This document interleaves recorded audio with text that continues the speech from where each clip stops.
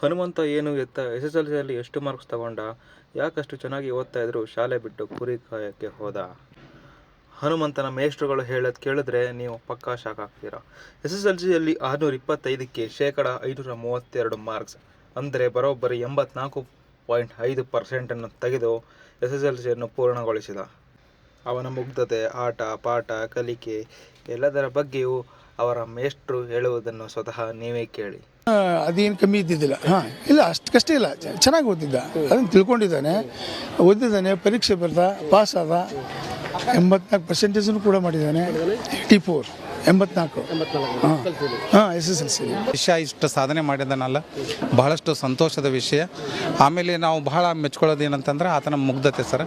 ಅವಾಗ ಯಾವಾಗ ಹಾಗಿದ್ದ ಈಗಲೂ ಹಾಗೆ ಇದ್ದಾನೆ. ಇದೇ ಥರದ ಸುದ್ದಿಗಳಿಗಾಗಿ ಈ ಒಂದು ಚಾನಲ್ನ ಸಬ್ಸ್ಕ್ರೈಬ್ ಮಾಡಿಟ್ಕೊಳ್ಳಿ. Thanks for watching. ಮತ್ತೆ ಸಿಗೋಣ. ಜೈ ಹಿಂದ್, ಜೈ ಕರ್ನಾಟಕ ಮಾತೆ.